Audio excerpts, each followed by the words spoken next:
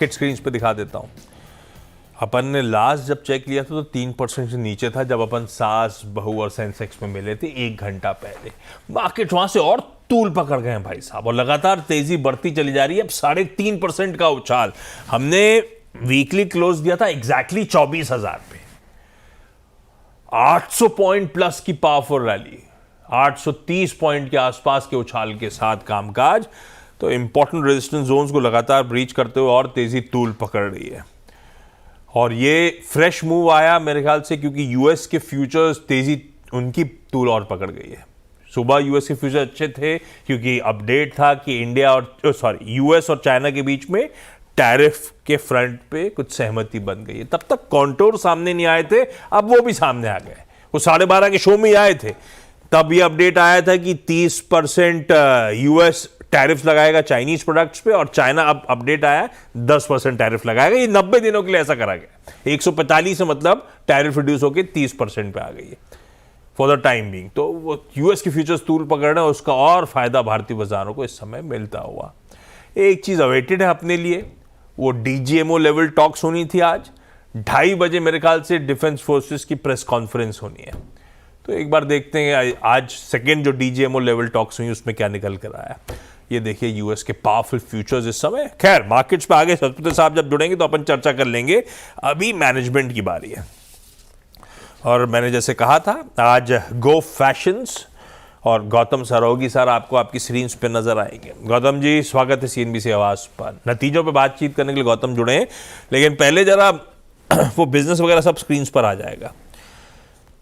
Leading bottom wear brand शुरू किया था लेगिंग्स के साथ, अब तो नाना प्रकार के। और जब मैं पढ़ने बैठा तो मुझे खुद नहीं पता था, मेरे लिए तो सिर्फ पैंट्स और जीन्स होती हैं, 2 तरह की बॉटम वेयर। पर गौतम जी और उनकी टीम ने 50+ तरह की बॉटम वेयर बना दी हैं। इतने सारे प्रोडक्ट्स लॉन्च कर रखे हैं सिर्फ नीचे पहनने के। अच्छा गौतम सर, जिस स्पेस में आप ऑपरेट करते हो विमेंस बॉटम वेयर, अब वो है कितना बड़ा ये स्पेस, मार्केट साइज कितना बड़ा है, कितना अनऑर्गेनाइज के पास है, कितना ऑर्गेनाइज के पास है? क्योंकि एक अपडेट आपका कहता है कि ऑर्गेनाइज का 8% मार्केट शेयर गो फैशन के पास है। तो ये है कितना बड़ा मार्केट, और दोनों ऑर्गेनाइज और अनऑर्गेनाइज के बीच में स्प्लिट कैसा है और किस दर से ग्रो कर रहा है? तो सर देखिए, ये जो मार्केट का साइज है ये काफी बड़ा है। 2010-2011 में लेडीज का जो क्लोथिंग अटायर था वो सारी मार्केट से इट स्टार्टेड मूविंग टुवर्ड्स अपना टॉप और बॉटम्स का मार्केट, जहाँ पे लेडीज बॉटम्स अलग से खरीदती है, सेपरेट्स खरीदती है। तो उस केस में क्या हुआ कि जो बॉटम्स का मार्केट है वो काफी फ्लरिश हो गया। तो हम लोग ने 2-3 साल पहले एक स्टडी किया था, तो जो ओवरऑल बॉटम वेयर मार्केट का साइज है करीबन 13 से 14,000 करोड़ का ओवरऑल साइज है। उसमें 60 to 65% ऑर्गेनाइज्ड है और अबाउट 30 to 35 अनऑर्गेनाइज्ड है। उस ऑर्गेनाइज्ड ब्रांडेड स्पेस में जो 5-6 हजार करोड़ का ब्रांडेड स्पेस है, उसमें हमारा मार्केट शेयर करीबन 8 से 9% का मार्केट शेयर है। और लेगिंग्स से शुरुआत हुई थी, अब तो कॉम्प्रिहेंसिव महिलाओं के लिए वो प्रोडक्ट्स आते हैं। ये अपने लिए कुछ नहीं बनाओगे क्या आप, मेरे और आपके लिए? ये सिर्फ महिलाओं तक ही रिस्ट्रिक्ट रखना है अपने को? देखिए, लेडीज बॉटम वेयर में हम लोग ने पहले स्टार्ट किया, तो उसी में फोकस करके see rather than spreading ourselves thin, हम लोग ने सोचा कि विमेन्स वेयर में कंसंट्रेट करके और वुमेन्स वेयर में भी particularly in bottom wear concentrate करके उसको बड़ा करें। सी टॉप वेयर में तो काफी ब्रांड्स थे जब हम लोग ने शुरू किया था, बॉटम वेयर में कोई नहीं था। तो उसी में हम लोग ने कैपिटलाइज करके फोकस रख के एक ही कैटेगरी पे को बड़ा किया है। एक चीज और है गो फैशंस के लिए, मैं अपना कलर थोड़ा सा रिस्ट्रिक्टेड था। बचपन में वो 12 स्केच पेन का पैक आता था, अपने को उतने ही कलर पता थे। बच्चे बड़े हो रहे थे तो उन्होंने कुछ और कलर्स बताए, लेकिन इनकी टीम ने 120+ कलर के पैजामे लॉन्च करे। 120+ कलर, इतने तो सोचे भी नहीं थे मैंने कभी होंगे, पर इनके स्टोर में जाओ तो मजा आता है वो कलर के कॉन्ट्रास्ट देखते हुए। खैर नतीजों पे आता हूं, जरा रिजल्ट स्क्रीन पर लेकर आइए। वैसे सच बताओ गौतम सर, आपको पता था कि इतने कलर होते हैं? देखिए, जब शुरू किए थे तो इतने कलर तो हम लोग ने लॉन्च नहीं किया था उस टाइम। हम लोग ने इतने कलर होते हैं मुझे तो ये भी नहीं पता। वो 12 के अलावा ज्यादा से ज्यादा 20 कलर पढ़ सकता हूं मैं, उसके अलावा तो पता भी नहीं है। देखिए हम आप लोग के यहाँ पे तो पिंक्स में भी डिफरेंट शेड्स है, रेड्स में भी डिफरेंट शेड्स है, तो तो जितनी उसको अपन वैरायटी लाइट पिंक देखिए। और डार्क पिंक कहते हैं, आपने तो पिंक में ही 10-10 20-20 30-30 शेड उतार डाले। खैर, अच्छा, रेवेन्यूज, पहले नतीजों पे आता हूं मैं। 12.5% साल दर साल Q4 में रेवेन्यूज में उछाल था। अच्छा, वॉल्यूम, रेवेन्यूज क्या हो गया? वॉल्यूम और प्राइस का एक फंक्शन। तो मैं देख रहा था Gautam sir, same store sales growth तो 1% उछली, औसतन selling price financial year to financial compare करूं तो 752 से बढ़कर 769 पे पहुंचा है। दोनों में माइनर इंप्रूवमेंट है। तो दरअसल ये 12-12.5% का ब्रेकअप है क्या? हाँ तो देखिए ये 12.5% में हम लोग का जो सेम स्टोर सेल्स ग्रोथ है वो करीबन 2.25% है। तो जो बाकी का ग्रोथ आया है वो लार्जली नए स्टोर्स के कारण आया है। हाँ। जो अपना वॉल्यूम ग्रोथ है वो हाई सिंगल डिजिट रहेगा। तो हमारा वॉल्यूम और वैल्यू ग्रोथ में कम फर्क है। थोड़ा सा एएसपी बढ़ा है क्योंकि हम लोग ने न्यू प्रोडक्ट्स इंट्रोडक्शन किए थे। सो हमारा जो वॉल्यूम ग्रोथ रहेगा वो हाई सिंगल डिजिट रहेगा और वैल्यू ग्रोथ है 12.5%। ओके, अच्छा, स्टोर एक फैक्टर होगा क्योंकि हम साल दर साल Q4 के नंबर्स को कंपेयर कर रहे हैं। तो पिछले एक साल में नए स्टोर्स उतारे, मेरे ख्याल से 62 नए स्टोर्स फाइनेंशियल ईयर 25 में ऐड करेंगे, जिसमें से Q4 में तो सिर्फ एक नया स्टोर ऐड हुआ है। रिलीज कहती है कुछ स्टोर ओपनिंग्स डिले हुई क्योंकि स्टोर रेडीनेस के इश्यू थे। तो फिर गौतम सर, क्या अपडेट्स हैं? कितने स्टोर खड़े होने थे Q4 में जो डिले हो गए, और क्या वो सब Q1 में कमीशन हो जाएंगे? जी देखिए एक्चुअली क्या है ना सर, हम लोग ने ये साल FY25 में थोड़ा कंसोलिडेशन किया था। तो वो कंसोलिडेशन में हम लोग ने 104 स्टोर्स खोले हैं और 41 to 42 स्टोर्स क्लोज किए हैं FY25 में एज कंसोलिडेशन। इसीलिए अगर आप हमारा नेट नंबर देखेंगे तो 61-62 स्टोर्स है।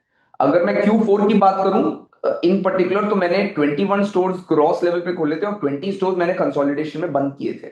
तो इसके लिए वो एक ही स्टोर दिख रहा है Q4 के लिए। अभी हम लोग का बाई मार्च एंडिंग FY25 हम लोग का सारा कंसोलिडेशन अभी खत्म हो गया है।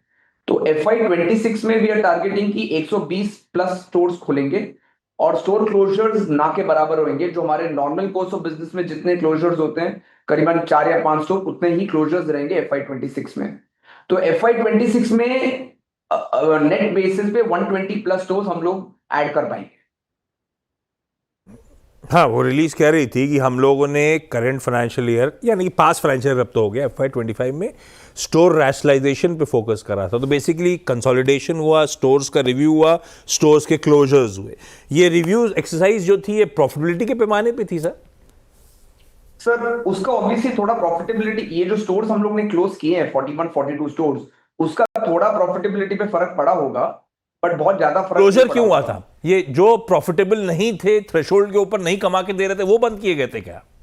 Sorry sir, can you come again with your question? ये मैं कह रहा था प्रॉफिटेबिलिटी से मेरा मतलब था ये स्टोर जो क्लोजर्स थे इस पैमाने पे थे कि एक थ्रेशोल्ड के ऊपर नहीं कमा के दे रहे हैं तो बंद कर दो, लॉजिक नहीं था उनको कंटिन्यू करने का। ये कंसोलिडेशन एक्सरसाइज वो थी या कुछ और थी? नहीं नहीं सर, मैं आपको बताता हूँ। हम लोग का एवरेज स्टोर साइज जो है 400-500 स्क्वायर फीट का स्टोर साइज है। हाँ। ये जो स्टोर्स हम लोग ने मेजरली क्लोज किए हैं, ये सब बहुत ज्यादा छोटे स्टोर्स हैं, जहाँ पे स्टोर 150-200 स्क्वायर फीट के हुए रहेंगे। क्योंकि अब भाई हमारे कलर्स एंड रेंज इतना बढ़ गए हैं, जो 150 स्क्वायर फीट और 200 स्क्वायर फीट के स्टोर्स है वो थोड़े अनवायबल हो गए थे, क्योंकि कस्टमर शॉपिंग एक्सपीरियंस उस स्टोर में इतना अच्छा नहीं था, क्योंकि स्टोर बहुत छोटा था। तो अभी हम लोग ने क्या किया, जो मार्केट में हमारे पास थोड़ा बड़ा स्टोर है और जो ये छोटे स्टोर्स थे, ये छोटे स्टोर्स हम लोग ने बंद कर दिए। तो लार्जली ये जो कंसोलिडेशन हुआ, ये स्टोर्स नेसेसरी लॉस मेकिंग नहीं थे, बस साइज बहुत छोटे थे, इसीलिए हम लोग ने बंद किया था। अच्छा, तो आगे रन रेट का जो बोला गया है रिलीज में, कहते हैं कि 120 स्टोर्स एनुअली अब खोलने की तैयारी, ये यूजुअल रन रेट है कि हम लोग एग्रेसिव हो रहे हैं? नहीं सर, हम लोग ने अगर आप हमारा पुराना हिस्ट्री देखेंगे तो हम लोग हमेशा 120 प्लस स्टोर्स हम लोग ने खोला है। ओके। तो ये हमारा यूजुअल रन रेट है। नॉर्मल कोर्स ऑफ बिजनेस में हमेशा हम लोग ने 120 प्लस 130 प्लस हमेशा खोला था। अच्छा, अब आइए जिससे अपन ने शुरू करा था, स्प्लिट मांगा था, तो सेम स्टोर सेल्स ग्रोथ आपने भी बात करी, FY25 में फ्लैट थी सर। FY24 में फ्लैट थी, FY25 में 1% सेम स्टोर सेल्स ग्रोथ में इंप्रूवमेंट है।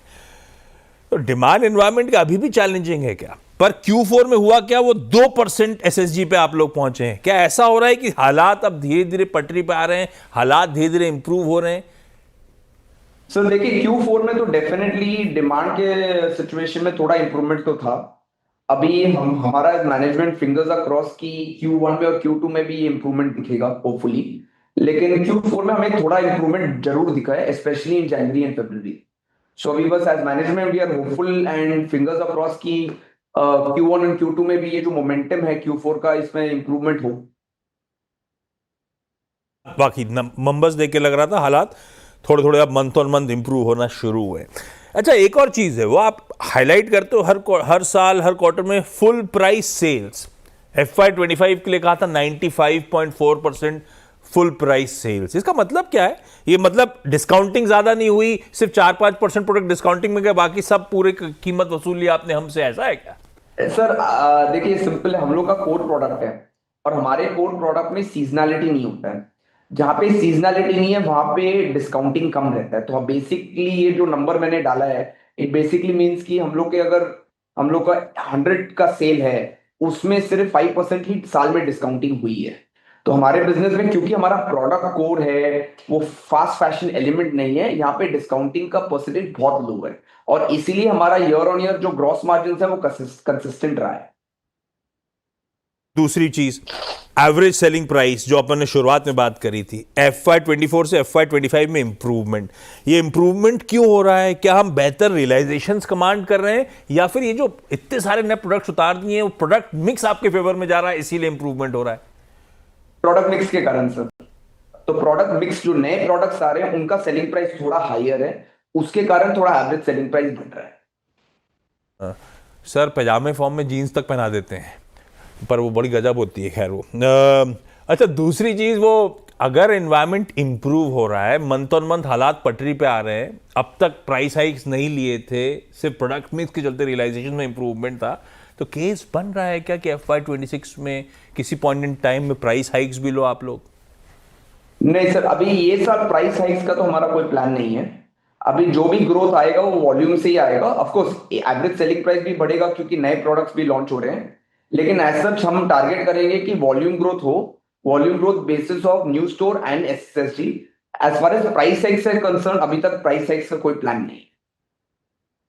अच्छा, यूके के साथ FTA हुआ, टैरिफ फ्रंट पे बहुत कुछ हो रहा है। यूके के FTA के बाद अपडेट थे कि गारमेंट्स वगैरह को बड़ा फायदा होगा।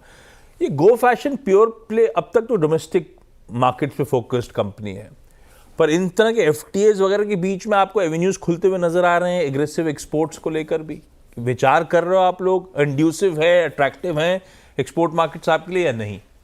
Sir as such exports markets is not our market sir अभी, लेकिन हम अभी हमारा पहला स्टोर अभी दुबई में खुलने वाले हैं through a franchise partner.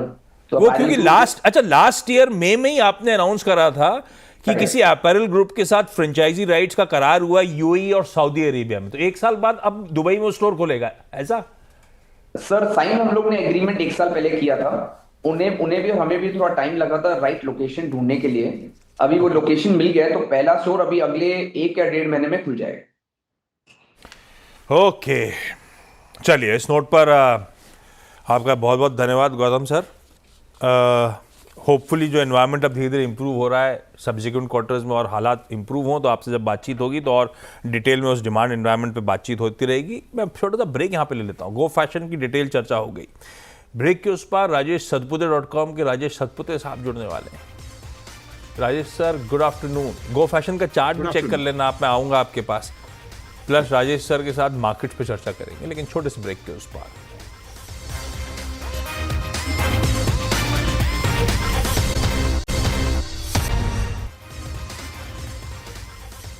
Okay, Satpute साहब को लाइए स्क्रीन पे। बढ़िया सतपुते साहब, गजब है। लग रहा था 400-500 पॉइंट के बाद रेजिस्टेंस का बैंड हिट करेगा, वो 500-600 के बैंड के आसपास मामला फंस पड़ेगा एटलीस्ट इंट्राडे के लिए, पर अपन तो चले जा रहे हैं। 3.5% का पावरफुल मूव। कैसे बैठ रहे हैं निफ्टी के समीकरण sir? Good afternoon Ashish ji, good afternoon everyone. हाँ आशीष जी, वही लग रहा है कि सब कुछ एक ही दिन में खत्म करना है। कल का दिन है ही नहीं। देखिए निफ्टी की अगर बात करें तो निफ्टी जो हम एक्सपेक्ट कर रहे थे कि 24,500 तक अटकेगा, लेकिन नहीं, वो 24,500 जैसे निकाला उसके बाद जो आप कह सकते हैं कि जो रियल तेजी वही उसके बाद ही शुरू हुई। तो 24,500 24,600 पे हम देखते थे निफ्टी अटक रहा है। तो फिलहाल निफ्टी एक रेजिस्टेंस पे है, वो करीबन 24,860 के आसपास है, 24,860 स्पॉट की बात कर रहा हूँ। 24,860 ये पहला रेजिस्टेंस होगा। अगर वो निकल जाए तो मुझे लगता है 25,000, लेकिन मोटा मोटी लगता है निफ्टी 25,000 के लिए तैयार है। तो देखते हैं, अगर कहीं डिप मिले तो एक बाइंग अपॉर्चुनिटी होगी। नहीं सही में देयर इज नो टुमारो। एक ही दिन में सब निपटाने के मूड में। अच्छा है, चलना चाहिए बाजार, बढ़िया मूव्स हैं। सतपुत्र साहब ने आज सुबह जब जुड़े थे, जो जो स्टॉक्स खासतौर पे आईटी पे फोकस कर रहा था, आईटी इंडेक्स लेकर आइए स्क्रीन पे, 6.5% का मूव है आईटी सेक्टर में। और उसमें सुबह चर्चा हुई थी इन्फोसिस, जरा स्क्रीन पे दिखाई गया इन्फोसिस। ये देखिए आईटी के अब फ्रेश मूव्स क्या बन रहे हैं यूएस चाइना की ट्रेड डील की डिटेल्स आने के बाद, और तगड़ा मूव है। 1620 पे आज के इंटरडे हाइज पे खड़ा हुआ है, 1619 के इंटरडे हाइज है, वहीं पे टॉप पे खड़ा हुआ है। खरीदारी करने का कॉल था सतपुत्र साहब, अपने तो दोनों टारगेट्स अचीव हो चुके हैं। आशीष जी देखिए, thank you thanks a lot for this, for the compliment. Ashish ji देखिए, इन्फोसिस की अगर बात करें तो 1600 का टारगेट था, लेकिन मुझे ऑनेस्टली नहीं लगा था कि एक ही दिन में ये सब हो जाएगा, क्योंकि इन्फोसिस का आज का मूव 7% है, और 7% जब थोड़ा सा एंटिसिपेट करना डिफिकल्ट हो जाता है जब बाजार स्टिकी होता है। लेकिन लगता है कि इन्फोसिस जैसे 1600 के ऊपर स्टेबलाइज हो रहा है, इसका जो टारगेट निकल के आ रहा है 1600 के बाद, तो वो रहेगा करीबन करीबन स्विंग ट्रेडिंग के हिसाब से 1650 से लेके 1670। तो 1600 के ऊपर पोजीशन अगर है तो डेफिनेटली आप बने रहे, स्टॉप लॉस 1600 के नीचे होगा। नॉट ओनली इन्फोसिस, आशीष जी दो कॉल और दिए थे, एक टाटा टेक्नोलॉजी और साइट, दोनों मुझे बढ़िया लगता है, दोनों के टारगेट आ चुके हैं। लेकिन अगर आप देखें तो दोनों में अभी भी मूव बाकी है। इनफैक्ट साइड में मुझे लगता है करंट लेवल से 100 रुपए का मूव बाकी है, कम से कम 100 रुपए और चलेगा। और टाटा टेक्नोलॉजीज करंट लेवल से 50 रुपए का मूव, तो लगता है कि आईटी की जो रैली है वो एक अभी बाय ऑन डिप हो गई है। अच्छा ये बताओ आप, जो अपन नीचे पहनते, एक कितने नाम आपको बताएं? पैंट होगी, जीन्स होगी, शॉर्ट्स होंगे, इसके अलावा आप कितने नाम और बता सकते हो नीचे पहनने वाले कपड़ों के? मैं हाँ सोचो आप। मैंने एक पैजामा भी हो सकता है ना? हाँ जी। पता है आपको, गो फैशन का जरा स्टॉक सीरीज पे लेकर आई गया, इसका चार्ट चेक दीजिएगा, ये 50+ टाइप के बॉटम वेयर अलग अलग नाम के बनाता है। 50 से ज्यादा नाम के नीचे पहनने वाले कपड़े। खैर चार्ट्स कैसे हैं सर? अच्छा जी, हमें तो तीन चार ही नाम पता है, बाकी तो हाँ, आइडिया वो नहीं भी है। सोचने के बाद 4 बता दिए थे मैंने। अच्छा जी देखिए, चार्ट अच्छा है, अच्छा 850 के आसपास यहाँ पे बेस दिखता है, और not only daily chart, weekly chart भी अच्छा है। तो 850 के ऊपर हमें ये जो बाय है वो एक आप कह सकते हैं कि एक पोजिशनल बाय ट्रिगर हुआ है। 850 के ऊपर जो टारगेट बनता है, अगर पहला टारगेट देखे तो 950 का रहेगा। अगर 950 सरपास करेगा तो मुझे लगता है ये करीबन 1100 का मूव पोजिशनली देगा। तो चार्ट ठीक। डेफिनेटली अच्छा है, 850 के ऊपर बाय। चलिए सतपुत्र साहब होंगे आपके साथ अब कमाई का अड्डा के पैनल पे। यहाँ पे छोटा सा ब्रेक, ब्रेक के उस पार वो डिटेल शो और मार्केट का कवरेज देखिए। नमस्कार।